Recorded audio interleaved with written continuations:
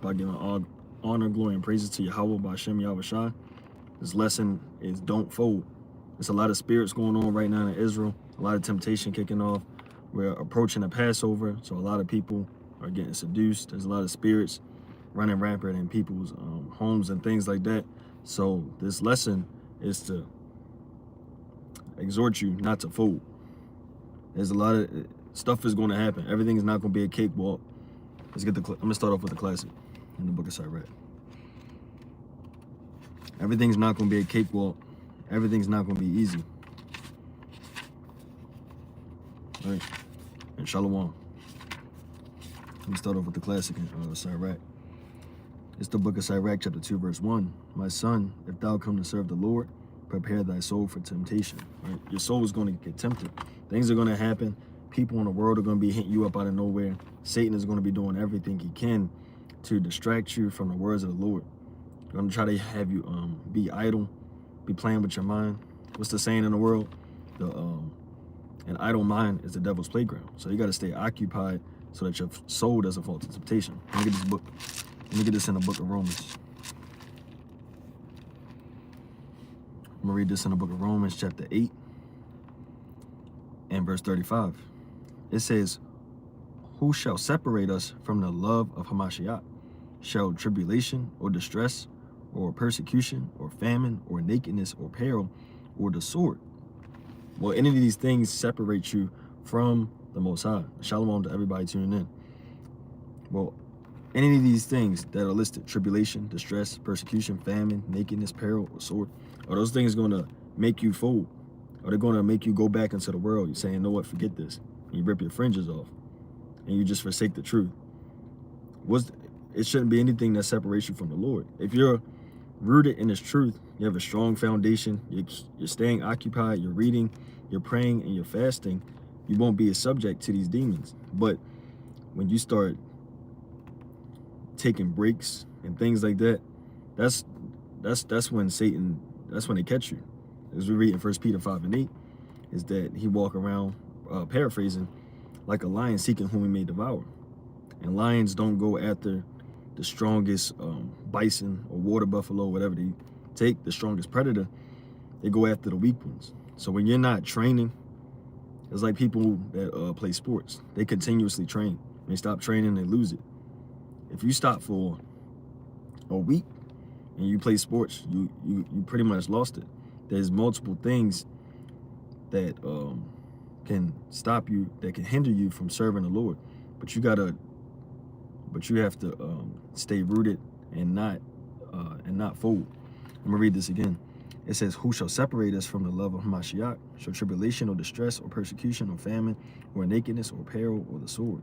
Are all these things, or any of these things, going to keep you from the Lord? I'm gonna jump up to verse 30. Verse 31. It says, what shall we say then? So what shall we say? What shall we then say to these things? If God be for us, who can be against us? Right? If the Most High is with you, who's going to stop you? Who's going to take you away from serving the Most High? That person in the world that you ain't talked to in 10 years shouldn't just come back into your life and start telling you what to do and start influencing you and making you relive your so-called glory days or living in the past. You got to stay praying. You got to make sure you always pray. Make sure you always fast. You always have to do something, because the idleness teaches much evil. Let me get the Matthew, the book of Matthew, chapter 26. And verse 40. This is the book of Matthew, chapter 26. And I'm gonna start at, actually, I'm gonna get it in the book of Luke, chapter 22. That's what I want. It's the book of Luke, chapter 22,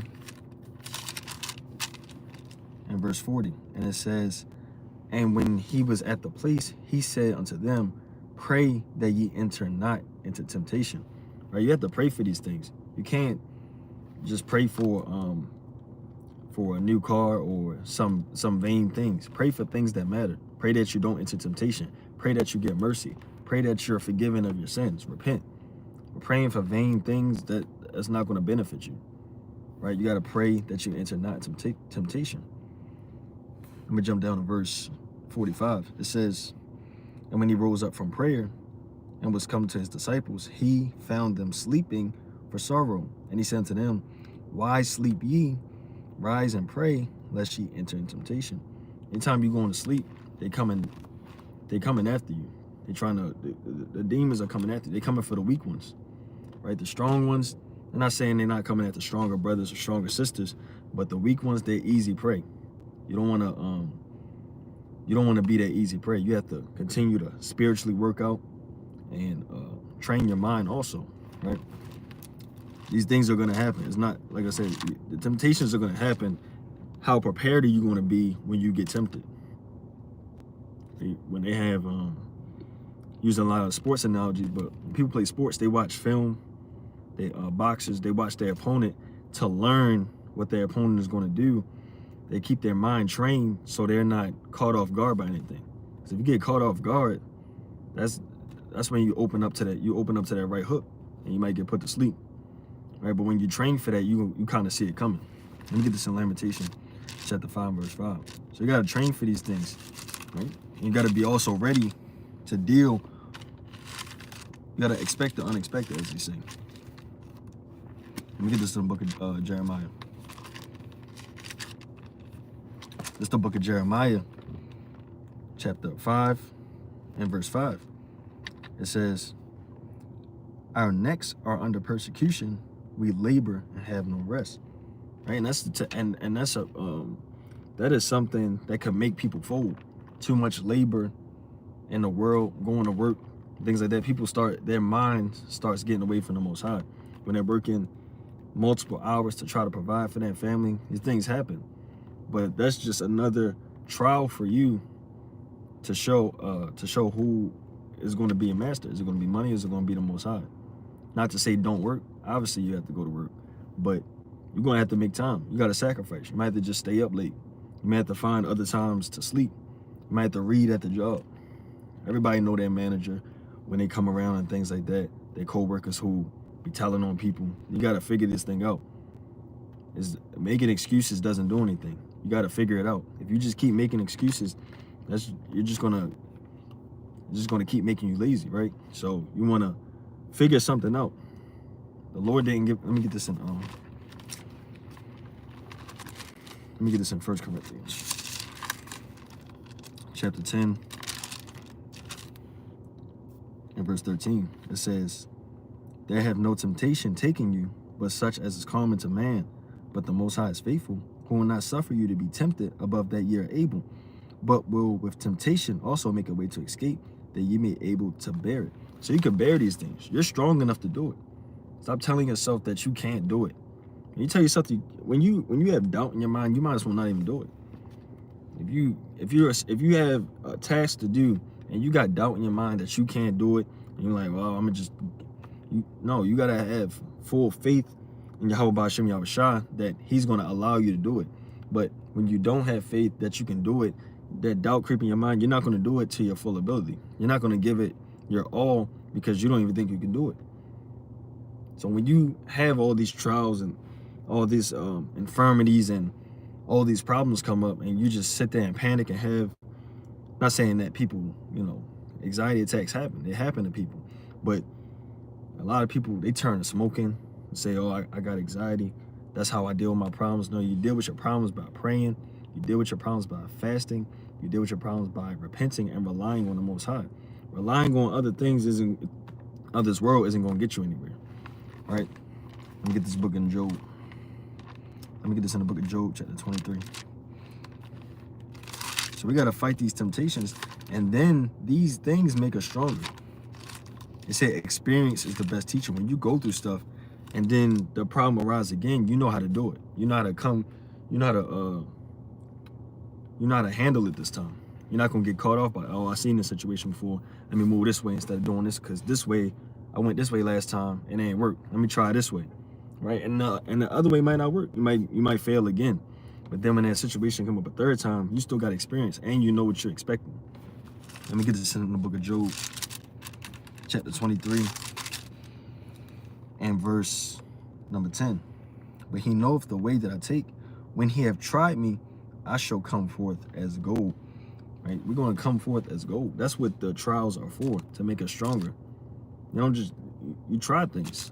You don't just know what's going to happen. You just don't have something and it doesn't have any, what they call it. People look at the 5-star reviews and the ratings and things like that. They want to know how good this thing is going to work, right? The Most High is going to put you through a trial to see what type of man, what type of woman you are, what type of brother you are, what type of sister you are, what type of husband you are, what type of wife you are, what type of child, whatever it is.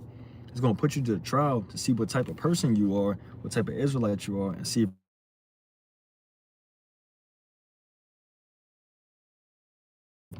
it's a lot. Let me get this, the book of Daniel, chapter 12.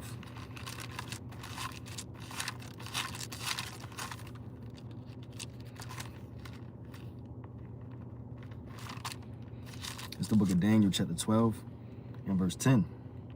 It's a lot.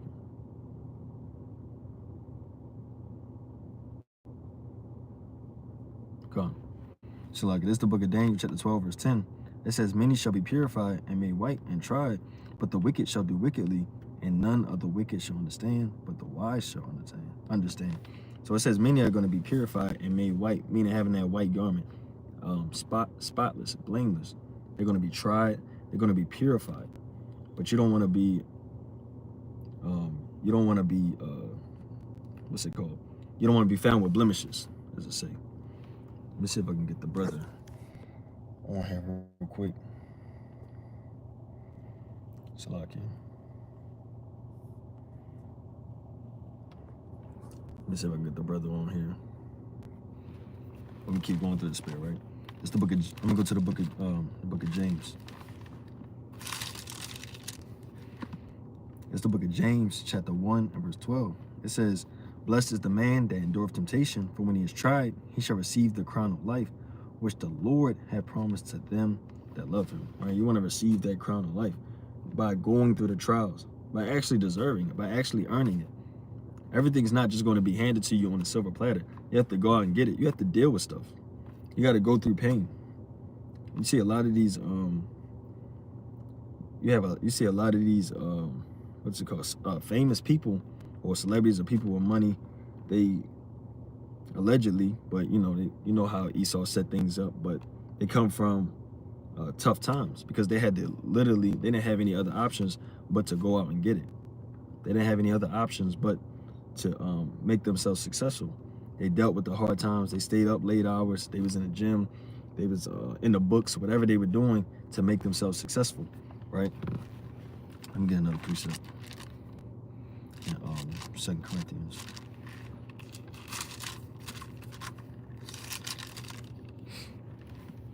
It's the book of 2 Corinthians, chapter 12 and verse 10. It says, therefore, I take pleasures in infirmities and reproaches and necessities and persecutions and distresses for Hamashiach's sake, for when I am weak, then I am strong. Right? So you have to take pleasure in these things. That's how you know when the Most High is dealing with you. If you're just having a good old life and you're just enjoying time, you have no stress-free, you're stress-free and all these things, then that's a red flag right there. You should be alarmed. But when the Most High is putting you through these afflictions and things like that, that's because he knows you can handle it. He's not gonna put you anything he knows you can't handle. Always putting you through it for a teaching lesson. And he's not just putting you through stuff just because he got bored. So let me see what he's gonna do today. Let me just make him trip and fall and knock all his food over, or let me make him crash into another car and now he doesn't have any money. These things. This trial is for you. It's specifically for you to see how strong you're going to be, whether you're going to fold or not. Right? Let me read verse 9. This 2 Corinthians chapter 12, verse 9. It says, and he said unto me, my grace is sufficient for thee, for my strength is made perfect in weakness. Most gladly, therefore, I will rather glory in my infirmities, that the power of Hamashiach may rest upon me. And that's what we're going to rely on. We're going to rely on Yahweh Hashem Yahushua.